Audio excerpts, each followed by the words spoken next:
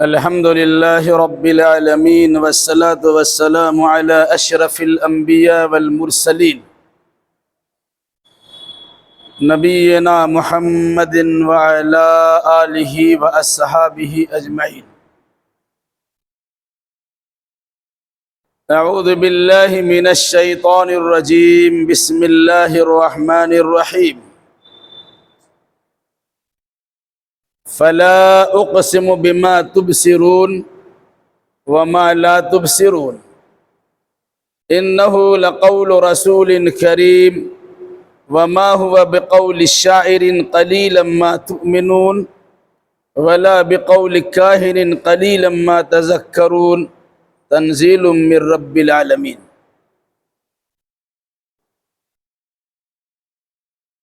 اس سے پہلے کی آیتوں میں نامہ اعمال سے متعلق یہ باتیں آئی تھی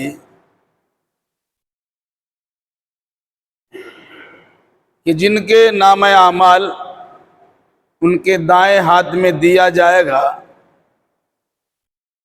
ایسے لوگ خوشی و مسرت کے ساتھ اپنا نامہ اعمال خود بھی پڑھیں گے اور ساتھ ساتھ اپنے دوست احباب اور رشتہ دار کو بھی خوشی خوشی دکھلائیں گے.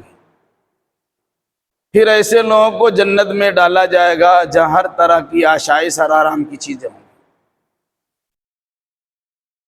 دوسری جماعت یا دوسرے وہ لوگ جن کا تذکرہ کیا گیا کہ جن کے نام اعمال ان کے بائیں ہاتھ میں پیچھے سے پکڑا دیا جائے گا، یہ لوگ نام اعمال کو دیکھ کر غمی کا اظہار کریں گے اور بار بار کہیں گے کاش کہ میرا نام اعمال مجھے نہ دیا جاتا، میں حساب کتاب کچھ جانتا ہی نہیں. پھر حسرت کے ساتھ، افسوس کے ساتھ اس کا تذکرہ بار بار کریں گے کہ پہلی جو موت آ چکی تھی کاش کہ وہی موت ہماری رہ جاتی اور اس کے بعد ہم دوبارہ زندہ نہیں ہوتے. پھر انسان جس بنیاد پہ دنیا میں اتراتا تھا، اکڑتا تھا، تکبر و غرور و پندار گھمنڈ کرتا تھا، اس کی ساری قلی ان کے سامنے کھل جائیں گے اور کہیں گے کاش کہ میرا مال تو کچھ کام نہیں آیا، میری چودراہٹ اور سرداری حکمرانی بھی کچھ کام نہیں آئی. اس قسم کی بڑبڑاہٹ سے دو چار ہو ہی رہے ہوں گے یا زبان سے اس قسم کے جملے نکل ہی رہی ہوں گے کہ اللہ کی جانب سے حکم ملے گا اسے پکڑو، اس کے گردن میں توق ڈالو، اسے جہنم میں جھونک ڈالو، پھر 70 ہاتھ کی زنجیر میں اسے جکڑ ڈالو. دنیا میں مال و دولت کی بنیاد پہ اتراتا تھا، دنیا میں اپنی حکمرانی کی بنیاد پر اپنے آپ کو بڑا بنا کر پیش کرتا تھا. اب ایسے انسان کو جہنم میں ڈالو، سب کے سامنے اس کی ذلت و خواری کا آئینہ دکھا دو. اس کی خاص 2 وجہ بتلائی گئی تھی. ایک وجہ تو یہ تھی کہ یہ لوگ اللہ عظیم پر، عظمت والے اللہ پر ایمان نہیں رکھتے تھے، اور دوسری وجہ یہ بتائی گئی تھی کہ یہ مسکینوں، غریب و نادار کے کھانا کھلانے پر ابھارتے نہیں تھے. جس کو اس انداز سے بیان کیا گیا، یہ لوگ نہ اللہ کے حقوق ادا کرتے تھے اور نہ بندوں کے حقوق ادا کیا کرتے تھے. حقوق اللہ اور حقوق العباد 2 اہم چیز ہیں. جس کا یہ معاملہ درست اور کلیئر ہوگا وہ آرام سے جنت میں جائے گا. یہ دونوں معاملہ میں سے دونوں کے دونوں یا کوئی ایک بگڑا ہوا ہوگا تو ایسے انسان کا جنت میں جانا مشکل و دشوار ہوگا. پھر اخیر میں یہ بات آئی تھی کہ جن کا نام اعمال بائیں ہاتھ میں دیا جائے گا جو لوگ اللہ پر ایمان نہ رکھتے ہوں گے یا ایمان خراب کر چکے ہوں گے، جو غریبوں مسکینوں کو کھانا کھلانے پہ دوسرے کو رغبت نہیں دلا رہے ہوں گے، یعنی حقوق اللہ اور حقوق العباد کو ادا کرنے والے نہیں رہے ہوں گے،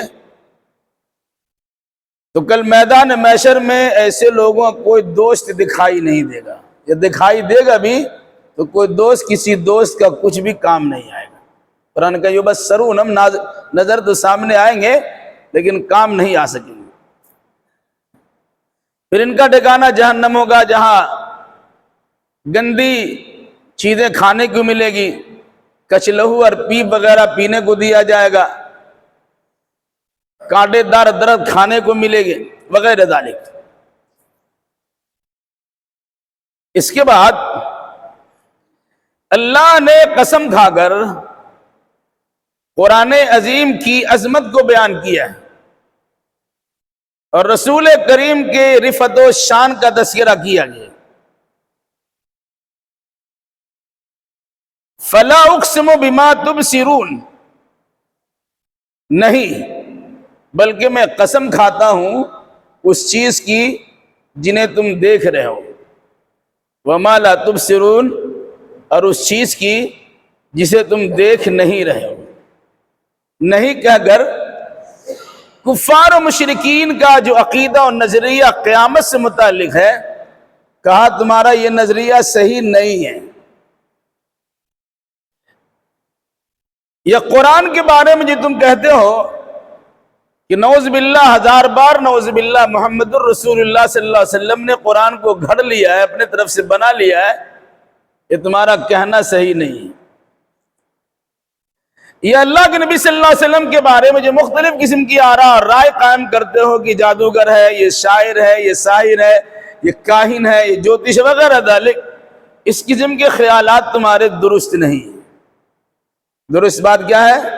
اللہ کہتا ہے کہ میں قسم کھا کر کہتا ہوں، اقسم بما تبصرون، میں ان تمام چیزوں کی قسم کھاتا ہوں جنہیں تم دیکھ بھی نہیں رہے ہو، جنہیں تم دیکھ رہے ہو، وما لا تبصرون، اور جن کو تم دیکھ بھی نہیں رہے ہو۔ مراد آسمان آپ کو دکھتا ہے، زمین آپ کو دکھتی ہے، پہاڑ آپ کو دکھتا ہے، سورج چاند ستارے آپ کو دکھتے ہیں، ہم اس کی بھی قسم کھاتے ہیں۔ ملا اعلیٰ کی چیزیں تمہیں نظر نہیں آتی، آسمان کے اوپر کیا تمہیں دکھائی نہیں دیتا، فرشتے نظر نہیں آتے، جنت و جہنم تم کو نظر نہیں آتے، ہم ان کی بھی قسم کھاتے ہیں۔ یہ قسم در حقیقت شہادت کے طور پر ہے، گواہی کے طور پر ہے کہ ہماری بے شمار مخلوقات ایسی ہے جو تمہاری نظروں سے اوجھل ہے، اور بہت ساری مخلوقات ایسی جنہیں تم اپنے ماتھے کی آنکھوں سے مشاہدہ کرتے ہو۔ ان دونوں قسم کی مخلوقات کا میں قسم کھا کر کہتا ہوں، انہ لقول رسول کریم، جس قرآن کے بارے میں تمہارا شک و شبہ ہے اور مختلف قسم کی ہرزہ سرائی کرتے ہو، اس قرآن کے بارے میں قسمیہ انداز میں بیان کرتا ہوں، انہ لقول رسول کریم، یہ بزرگ رسول کا قول ہے۔ قول مطلب زبان سے نکلی ہوئی بات ہے۔ یہاں قول سے مراد یہ نہیں ہے کہ اللہ کے نبی صلی اللہ علیہ وسلم کی بات ہے، بلکہ مطلب یہ ہے کہ اللہ کی بات ہے جو اللہ کے رسول اپنی زبان سے ادا کر رہے ہیں۔ جو تمہارے سامنے قرآن پڑھ کے سنایا جا رہا ہے تو قرآن کلام اللہ کا ہے، رسول اللہ کی زبان سے تم سنتے ہو۔ اس آیت سے متعلق دو بات ہے، بعض نے کہا رسول کریم سے مراد ہے جبریل امین، اور دوسرے مفسرین نے کہا رسول کریم سے یہاں مراد ہے محمد الرسول اللہ صلی اللہ علیہ وسلم۔ دونوں بات صحیح ہے۔ سورہ تکویر میں آئے گی یہ بات، انہ لقول رسول کریم ذی قوت عند ذی العرش مکین، وہاں حضرت جبریل کی پوری صفت بیان کی گئی، تو وہاں پر قول سے مراد قول رسول کریم، رسول کریم کے قول سے مراد وہاں جبریل علیہ السلام کی زبان سے ادا ہونے والے کلمات جو اللہ کے، اور اس آیت میں رسول کریم کے قول سے مراد اللہ کے نبی صلی اللہ علیہ وسلم مراد ہے کہ محمد الرسول اللہ صلی اللہ علیہ وسلم جو صاحب کرامت و بزرگی ہے، ان کی زبان سے تمہارے سامنے کلام ادا ہو رہے ہیں۔ بات اللہ کی ہے، اللہ نے جبریل کو دیا، جبریل علیہ السلام اپنی زبان سے ادا کیا، تو اللہ کے نبی صلی اللہ علیہ وسلم کے سامنے جبریل علیہ السلام کا قول ہوا، اور محمد الرسول اللہ صلی اللہ علیہ وسلم نے عوام و خواص کے سامنے سنایا، یہاں محمد الرسول اللہ صلی اللہ علیہ وسلم کا قول ہو گیا۔ بات اللہ کی زبان سے نکل رہی ہے جبریل علیہ السلام سے، اور پھر محمد الرسول اللہ صلی اللہ علیہ وسلم، آگے اس کی اور مزید وضاحت ہے۔ وَمَا هُوَ بِقَوْلِ الشَّاعِرِ قَلِيلًا مَا تُؤْمِنُونَ، یہ کسی شاعر کا قول نہیں ہے، تم بہت کم ایمان لاتے ہو۔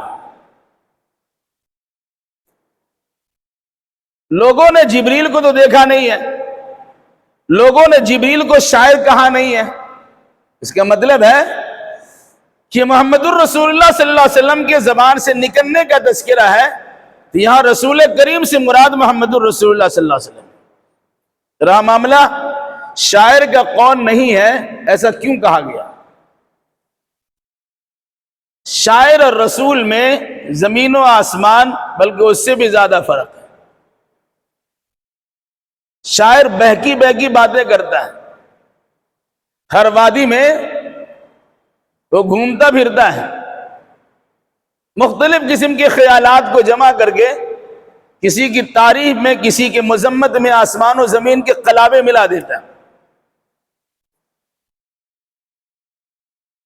جبکہ رسول کا کام اپنی جانب سے کچھ بیان کرنے کے بجائے وہ اللہ کا منتظر ہوتا ہے، اللہ کی جانب سے جو ملتا ہے یا اللہ کی جانب سے جو کہنے کو کہا جاتا ہے وہ وہی بولتے ہیں، اور اتنا ہی بولتے ہیں جتنا بولنا چاہیے، اور ساتھ ساتھ بالکل ہی مبنی پر حقیقت بات بولتے ہیں۔ پسند آ گیا تو اتنی تعریف کر دیا کہ آسمان و زمین کو ایک کر دیا، اور ناپسند آیا تو اتنی مذمت بیان کی کہ تحت الثری میں پہنچا دیا۔ یہ نبی کا کام اور انصاف پرور انسان کا کام نہیں ہوتا ہے، یہ تو شاعروں کا کام ہوتا ہے۔ کسی کی ہجو اور مذمت بیان کرتا ہے تو کیسی کیسی باتیں کر جاتا ہے، اور کسی کی تعریف کرتا ہے تو لگتا ہے اس کے سامنے اس سے بڑا کوئی ہے ہی نہیں۔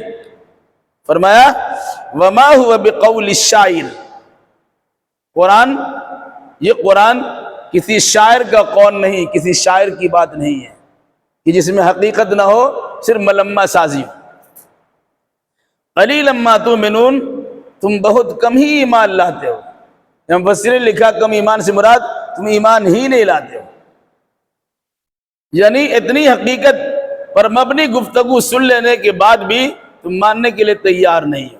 مان لو، اور تمہیں ماننا ضروری ہے، نہیں مانو گے تمہارا نقصان ہوگا۔ ماننا یہ ہے کہ محمد صلی اللہ علیہ وسلم محض اللہ کے ایک رسول ہے، اپنی جانب سے کوئی بات بیان نہیں کرتے ہیں، ان کے پاس جبریل امین کا نزول ہوتا، اور اللہ تبارک و تعالیٰ کی جانب سے جو پیغام لا کے دیتے ہیں یہ وہی پیغام اپنی زبان سے سناتے ہیں۔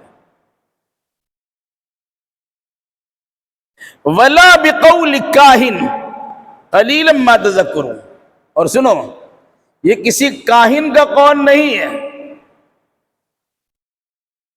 تم بہت کم نصیحت حاصل کرتے ہو۔ کاہن سے مراد آج کے دور میں کہہ سکتے ہیں جوتش، آپ کا ہاتھ دیکھ کے آپ کی تقدیر بتائے گا، کوہانت کرتے ہیں، جوتشی کرتے ہیں۔ کہا یہ کسی جوتش کا کام نہیں ہے، یہ جوتش کی بات نہیں ہے، یہ تو رسول کے زبان سے نکلا وہ اللہ کا کلام ہے۔ جوتشیوں کا کیا کام ہوتا ہے؟ اگر اس کے سامنے ایک چیز مل جاتی ہے تو جوتش کرتا کیا ہے کہ اس پر پورا جنم پتر ساجہ تیار کرتا ہے۔ انسان کے مزاج کو دیکھ کر اسی انداز کی چیز کو اس میں ملا دیتا ہے، اس میں کچھ باتیں صحیح ہو جاتی ہے، کچھ باتیں غلط ہو جاتی ہے، وہ ٹکا مار دیتا ہے، لوگ سمجھتے ہیں کہ بالکل صحیح بولتا ہے۔ اب جائے کسی کے پاس، اب کو ایسا ہوتا ہے نا، وہ نفسیات سے کھیلتے ہیں، کچھ پریشانیوں کا تذکرہ کرتے ہیں جو پریشانی عام طور سے انسان سے لگی ہوئی ہے. آدمی سوچتا ہے کہ سب غیب جانتا ہے، میرے بارے میں ساری تفصیلات بتلا رہا ہے. تو کہا کہ کوئی جوتش کا کام نہیں ہے، جوتش کی بات نہیں ہے. جوتشی اور کاہن آدمی تو کرتا کیا ہے کہ کسی چیز کو دیکھ کر اسی انداز سے ایک مضمون تیار کردہ اور بیان کردہ شروع کر دیتا ہے. جیسے پہلے آسمان پر یا آسمان کے قریب جنات کو جانے اور وہاں گھات میں بیٹھ کر ملائے اعلیٰ کی بات سننے کا موقع ملتا تھا. ابھی آگے آئے گا سورہ جن میں. آسمان کے قریب بیٹھ گئے، اب کان لگائے بیٹھے ہوئے کے اوپر میں فرشتوں کے درمیان کیا بات ہوتی ہے. اللہ جو بات 7ویں آسمان کے فرشتوں کو بتاتا ہے وہ باتیں 6 آسمان پر، 5ویں آسمان پر، 4 تیسرے آسمان پر، 2 پہلے آسمان پر فرشتوں کے درمیان پھیلا دی جاتی ہے. فرشتے بات کرتے ہیں، اوپر کی بات تو کوئی جھوٹ تو نہیں ہے، سب سچی بات ہے. اب کان لگا کے فرشتوں کی بات یہ شیطان سنتے ہیں. پورا تو سنا نہیں، کچھ سنا، ایک بات ہی سن لیا. وہ آگے کاہنوں کے پاس، جوتشوں کے پاس بیان کر دیا ہم نے ایسا ایسا سنا ہے. اب وہ اس کو دیکھ کر اسی اعتبار سے اس پر ایک بنیاد کھڑی کر کے ایک مضمون تیار کرتے ہیں اور بتانا شروع کر دیں. چونکہ آسمان کی سنی ہوئی کچھ بات تو بالکل صحیح ہے، وہ اس پہ جو ملایا ہے اس میں صحیح بھی ہو سکتی ہے، غلط بھی ہو سکتی ہے. تو قرآن نے کہا کہ یہ کسی کاہن کا قول نہیں ہے کہ ایک بات ملی اس میں 99 جھوٹ ملا کر کے ایک جنم پتر تیار کر دیا جاتا، تیار کر دیا. یہ تو قرآن کا حال یہ ہے کہ ہو بہو اللہ کی جانب سے جبریل نے لیا ہے اور ویسے اللہ کے نبی صلی اللہ علیہ وسلم تک پہنچایا ہے. اس میں کمی بیشی نہیں ہے، اور ایسا بھی نہیں ہے کہ دور سے سن لیا اور آگے سنا دیا.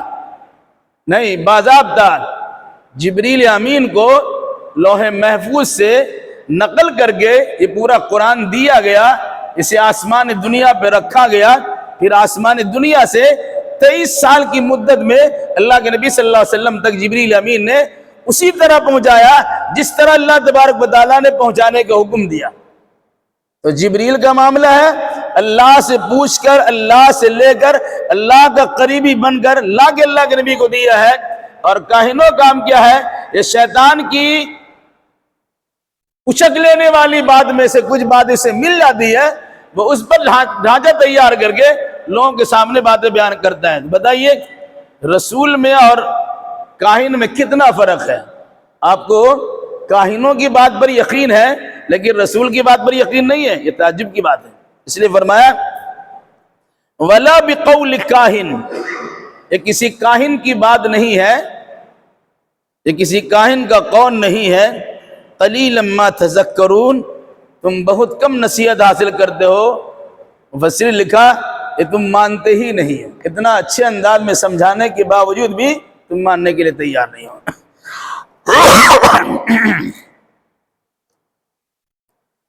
جب یہ کسی شاعر کا قول نہیں ہے، کسی کاہن کا قول نہیں ہے اور رسول کریم کا قول ہے، اس کا مطلب کیا ہے؟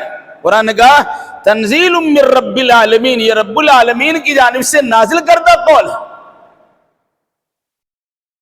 اللہ نے باضابطہ اسے اتارا ہے، اس کے لیے بندوبست کیا ہے، انتظام کار درست کیا ہے، صحیح نظم و نسق کے ساتھ اللہ تبارک و تعالیٰ نے بالکل صحیح سے اسے اتارا ہے.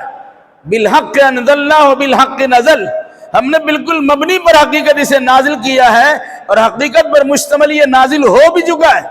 راستے میں کسی قسم کی خرد برد نہیں ہوا، چھینا چھپٹی نہیں ہوئی، اس میں کسی نے ملاوٹ نہیں کیا ہے، بلکہ جیسا تھا ویسے ہی سنا دیا.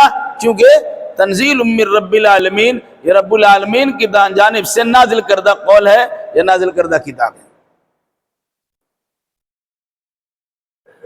اب کفار و مشرکین نے اس قرآن سے متعلق اور خود اللہ کے نبی صلی اللہ علیہ وسلم کے متعلق کچھ ایسی باتیں بیان کی جو قابل برداشت نہیں تھی. کہا ٹھیک ہے ہم مانتے ہیں یہ کاہن کا قول نہیں ہے، ہم مان لیتے ہیں شاعر کی بات نہیں ہے، محمد نے نعوذ باللہ ہزار بار نعوذ باللہ یہ اپنی جانب سے گھڑ کے بیان کیا ہے، ان کی زبان سے نکل رہی ہے، ٹھیک ہے شاعر کی بات نہیں اور کاہن کی بات نہیں ہے، ان کی اپنی بات ہو سکتی ہے، یا انہوں نے کسی جانب سے باضابطہ لکھوایا ہے، تیار کیا ہے۔ تو قرآن کئی بار اس کی تردید کر چکا ہے کہ محمد صلی اللہ علیہ وسلم اس سے پہلے لکھنا پڑھنا سیکھے ہی نہیں تھے، کچھ دیر پہلے تک ان کو پتا بھی نہیں تھا کہ نبی بھی ہے کہ نہیں ہے، کچھ دیر پہلے انہیں پتا نہیں تھا کہ کتاب کیا چیز ہوتی ہے، ایمان کیا چیز ہے، یہ اچانک جبریل امین ان کے پاس آئے اور یہ 5 آیتیں سورہ الگ کی ادا کی ہے، تب محمد ابن عبداللہ کو محمد الرسول اللہ ہونے کا شرف حاصل ہوا ہے۔ اب اگر سنو، اب اگر یہ اپنی جانب سے اس قرآن میں کچھ ملا دیں گے تو یہ ملانا آسان بات نہیں ہے۔ کیا کہا؟ وَلَوْ تَقَوَّلَ عَلَيْنَا بَعْضَ الْأَقَاوِيلِ، اگر یہ یعنی محمد صلی اللہ علیہ وسلم ہم پر بعض باتوں کو بنا کر منسوب کر دیں گے، ہم نے قرآن کی اتنی آیتیں نازل کی ہے، تھوڑا ان میں انہوں نے ملا دیا ہے تو کیا چھوٹ جائیں گے؟ ان کو چھوڑ دیا جائے گا؟ قرآن نے بڑا سخت جملہ استعمال کیا ہے۔ اور اگر یہ یعنی محمد صلی اللہ علیہ وسلم ہم پر اپنی جانب سے بعض بات کو منسوب کر دیں گے، لَأَخَذْنَا مِنْهُ بِالْيَمِينِ، ہم ان کا دائیں ہاتھ پکڑ لیں گے، اور صرف پکڑیں گے ہی نہیں، کہ کسی آدمی کو غلط کام سے روکنے کے لیے اسے دھرا اور پکڑا جاتا ہے، پکڑ لیا کہ اگر محمد صلی اللہ علیہ وسلم اپنی جانب سے کچھ بات ملا دیں گے، بڑھا دیں گے، ہم ان کو پکڑ لیں گے اور پکڑ کے کیا کریں گے؟ ثم لقطعنا منه الوتين، پھر ہم ان کے شہ رگ کو کاٹ دیں گے۔ اس طرح ترجمہ کیجئے، اگر محمد صلی اللہ علیہ وسلم ہمارے خلاف کسی قسم کی بات کو لگا دیتے تو ہم ان کے دائیں ہاتھ کو ضرور بے ضرور پکڑ لیتے اور ہم ان کے شہ رگ کو ضرور بے ضرور کاٹ دیتے۔ فما منکم من احد عنہ حاجزین، اور تم میں سے کوئی آدمی ہمیں روک نہیں سکتا تھا۔ 4 باتیں بیان کی ہیں، 3 سزاؤں کا تذکرہ کیا گیا۔ پہلی بات کہ قرآن کوئی گڑھی ہوئی کتاب نہیں ہے، کسی انسان نے نہیں گھڑا، کسی جنات نے نہیں گھڑا، کسی فرشتہ نے نہیں گھڑا، بلکہ خود محمد الرسول اللہ صلی اللہ علیہ وسلم نے بھی نہیں گھڑا ہے۔ اگر وہ ایسا کر لیتے تو کیا ہوتا؟ 3 باتیں بیان کی۔ پہلی بات ہے کہ ان کا ہم دائیں ہاتھ پکڑ لیتے، یعنی انہیں مجبور اللہ لاچار کر دیتے کہ آئندہ کچھ کرتا ہی نہیں، پکڑے کہ گرفتار ہو گئے، ان کی بولتی بند ہو جاتی۔ اور اسی پر بس نہیں کرتے، ثم لقطعنا منه الوتين، ان کی شہ رگ کاٹ دیتے، ایسی رگ گردن کی اس رگ کو کاٹ دی جس کے بعد آدمی زندہ ہی نہیں رہتا ہے، یعنی موت کی گھاٹ اتار دیتے۔ اور اگر ہم ایسا کرنے کے لیے تیار ہوتے تو پوری دنیا مل کر محمد کو ہمارے ہاتھ سے بچا نہیں سکتے تھے۔ انہوں نے فرمایا فما منکم من احد عنہ حاجزین، تم میں سے کوئی بھی مجھے اس کام سے روک نہیں سکتا تھا، یا تم میں سے کوئی ہماری پکڑ سے محمد کو بچا نہیں سکتا تھا۔ مطلب کیا ہوا کہ محمد صلی اللہ علیہ وسلم کی اپنی بات نہیں ہے، یہ اللہ تبارک و تعالیٰ کی بات ہے۔ اللہ کی بات کو آپ نے نقل کیا ہے، اپنی زبان سے ادا کر دیا ہے، جس کام پر آپ کو مامور کیا گیا، متعین کیا، مقرر کیا گیا تھا، آپ نے اس کام کو بحسن خوبی انجام دے دیا۔ وَإِنَّهُ لَتَذْكِرَةٌ لِّلْمُتَّقِينَ، یہ قرآن یقیناً متقیوں کے لیے نصیحت کا سامان ہے، نصیحت نامہ ہے۔ ظاہر سی بات ہے، پہلی آیت پڑھ چکے آپ، الف لام میم ذالک الکتاب لا ریب فیہ ھدی للمتقین، اس کتاب کے اللہ کی جانب سے نازل ہونے میں ذرہ برابر بھی شک و شبہ کی گنجائش نہیں ہے، یہ کتاب متقیوں کے لیے ہدایت ہے، ہدایت وہی حاصل کرتا ہے جو اس کتاب کو سمجھنے کی کوشش کرتا اور اس کی نصیحتوں پر عمل کرنے کی کوشش کرتا ہے۔ یہاں اسی کو کہا وَإِنَّهُ لَتَذْكِرَةٌ لِّلْمُتَّقِينَ، یقیناً یہ قرآن متقیوں کے لیے تذکرہ ہے، یاد دہانی ہے۔ اگر وہ سبق بھول گیا ہے تو اسے سبق یاد کرا دینے والی کتاب ہے۔ تو نصیحت اسے کی گئی تھی، ابھی اس کے ذہن میں نہیں ہے، قرآن نے پھر یاد دلا دیا۔ تم اللہ سے وعدہ کر کے آئے تھے، کیا وعدہ تھا؟ أَلَمْ أَعْهَدْ إِلَيْكُمْ يَا بَنِي آدَمَ أَلَّا تَعْبُدُوا الشَّيْطَانَ، اے بنی آدم تم نے عہد نہیں کیا تھا، کیا وعدہ نہیں کیا تھا کہ تم شیطان کی بندگی نہیں کرو گے؟ کیا تھا؟ بولا سبق یاد رکھو اور وعدہ پورا کرو۔ کیا تم سے عہد و پیمان عالم ظلم میں نہیں لیا گیا تھا؟ الست بربکم قالوا بلا، کیا میں تمہارا رب نہیں ہوں؟ تم نے کہا تھا ہاں کیوں نہیں اللہ، ہم گواہی دیتے تمہارا رب ہے۔ یہ سبق جو تم پڑھے تھے دنیا میں آنے کے بعد بھول گئے ہو، اس بھولی ہوئی چیز کو یا بھولا ہوا سبق کو یاد دلانے والی کتاب ہے کون؟ انہو لتذکرۃ للمتقین، یہ قرآن متقیوں کو نصیحت کرنے والی، یاد دہانی کرانے والی کتاب ہے۔ وَإِنَّا لَنَعْلَمُ أَنَّ مِنْكُمْ مُكَذِّبِينَ، اور یقیناً ہم اچھی طرح جانتے ہیں کہ تم میں سے کچھ لوگ جھٹلانے والے بھی ہیں۔ ظاہر سی بات ہے، جب قرآن مجید کو اللہ کے رسول صلی اللہ علیہ وسلم نے پیش کیا، شروع میں اکثر لوگوں نے انکار ہی کر دیا، جھٹلا دیا، ایسا نہیں ہو سکتا ہے، یہ کیسے ہو سکتا ہے؟ ایک جانب کہتے ہیں کہ اللہ تعالیٰ عرش معلیٰ پر ساتوں آسمان کے اوپر ہے، اور دوسری جانب کہتے ہیں کہ اللہ تعالیٰ کی بات ہم زمین پر اتر رہی ہے، یہ منہ اور مسور کی دال رہنے گھر نہیں، یہ سارا جہاں ہمارا، غریب و نادار و مفلس و قلاش ہو، دانے دانے کو ترستے ہو، کچھ تمہارے پاس نہیں ہے، تم کہتے ہو کہ ہماری پہنچ عرش معلیٰ تک ہے، اللہ کی جانب سے پیغام ہمارے پاس آتا ہے، لوگ ماننے کے لیے تیار نہیں ہوئے۔ بسا اوقات بہت ساری باتیں آدمی کے ذہن و دماغ میں سماتی نہیں ہیں، لیکن وہ باتیں صحیح ہوتی ہیں، اور بسا اوقات بہت ساری باتیں انسان کے ذہن میں جلدی سما جاتی ہیں لیکن بات غلط ہوتی ہے۔ تو قرآن نے کہا ہم جانتے ہیں اچھی طرح کہ تم میں سے لوگ جھٹلانے والے بھی ہیں، تم جھٹلا رہے ہو، یہ بات تمہارے پلے نہیں پڑ رہی ہے۔ کیسے ہو سکتا ہے کہ آسمان سے فرشتہ اترے گا اور اللہ کے نبی کے پاس آ کر، محمد صلی اللہ علیہ وسلم کے پاس آ کر کلام سنائے گا اور وہ نبی اور رسول کی حیثیت سے ہمارے سامنے بات بیان کریں گے؟ یہ ماننے والی بات نہیں۔ وَإِنَّهُ لَحَسْرَةٌ عَلَى الْكَافِرِينَ، اور یہ کافروں کے لیے حسرت کا سامان ہوگا، افسوس کرنے کی بات ہوگی۔ کیسے؟ دنیا میں انسان نہیں مانا، مرنے کے بعد عالم حشر میں انسان جمع ہوگا، میدان محشر میں ان کی پیشی ہوگی، قرآن پر ایمان لانے والے اور نہ لانے والے کے درمیان فرق ہوگا، تو وہاں دیکھیں گے تو حسرت ہی حسرت، افسوس ہی افسوس، کاش کی دنیا میں قرآن کو مان لیے ہوتے، محمد الرسول اللہ صلی اللہ علیہ وسلم پر ایمان لے آئے ہوتے، تو جو آج ان کی امتی کے ساتھ جنت میں جانے کا فیصلہ ہوا، ہم بھی جنت میں چلے جاتے، ہم نے مانا نہیں تھا، آج جہنم کا منہ دیکھنا پڑ رہا ہے، اب پچھتانے سے کیا ہوگا؟ تو قرآن نے کہا یقیناً یہ کافروں پر حسرت کی بات بھی ہے، جس نے مان لیا خوشخبری کی چیز ہے، جس نے نہیں مانا اس کے لیے بری خبر والی بات ہے۔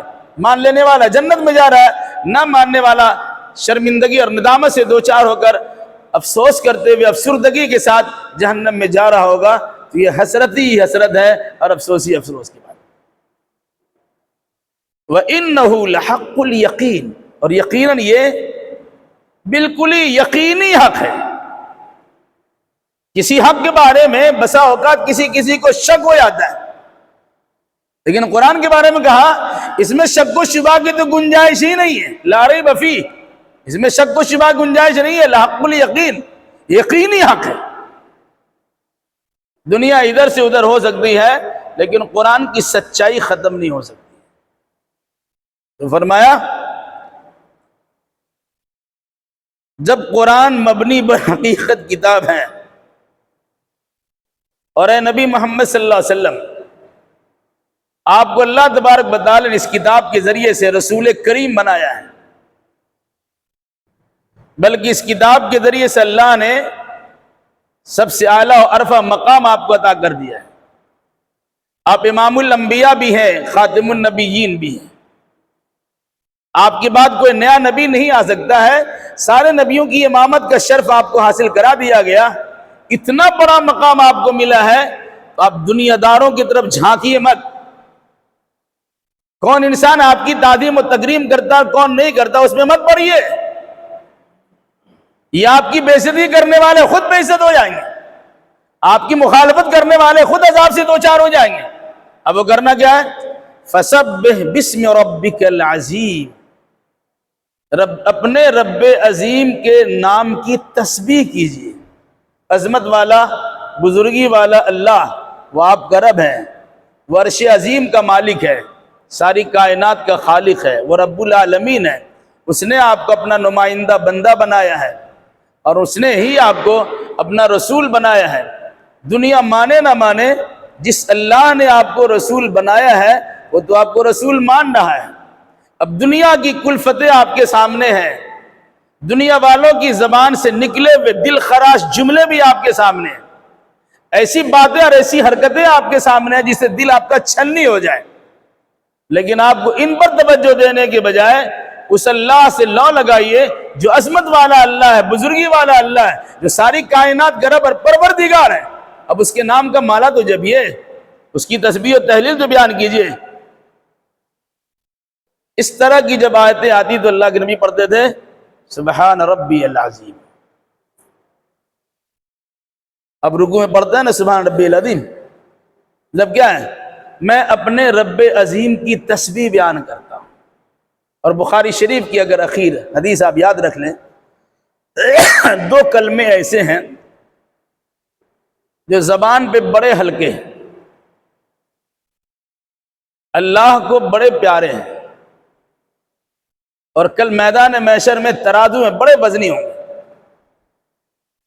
کلمہ دو ہی ہے، تین صفت بیان کی گئی،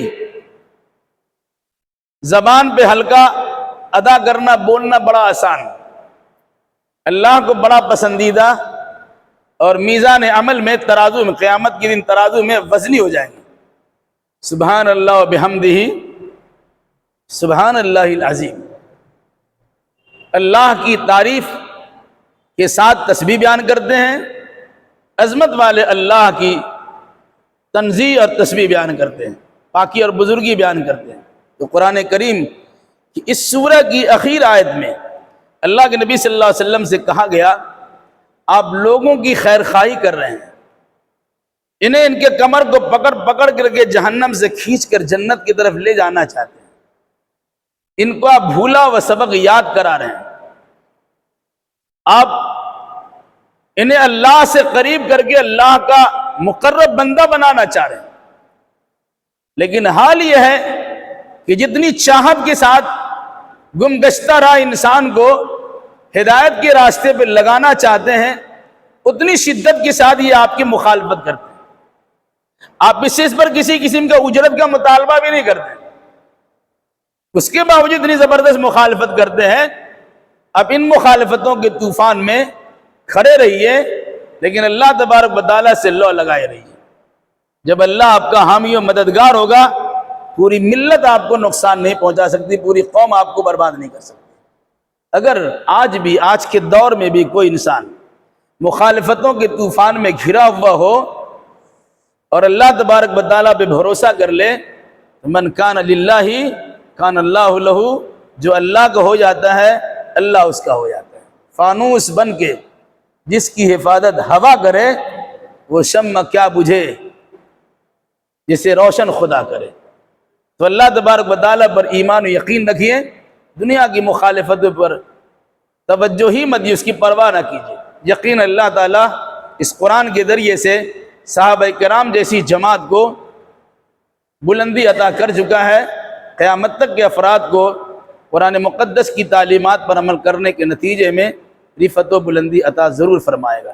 اللہ ہمیں اور آپ کو اور جملہ مسلمانوں کو کتاب و سنت سے صحیح عقیدہ صحیح اعمال بجا لانے کی توفیق مرحمت فرمائیں، یہ توفیق عطا فرمائیں۔ یہاں پر سورۃ الحاقہ ختم ہوتی ہے انشاءاللہ آئندہ